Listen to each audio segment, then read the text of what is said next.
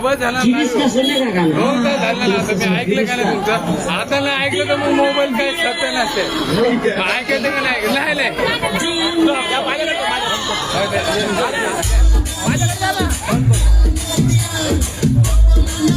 एवढं मी ऐकलं तुमचं. नाही ऐका ना. आता 5 मिनिटं राहिले.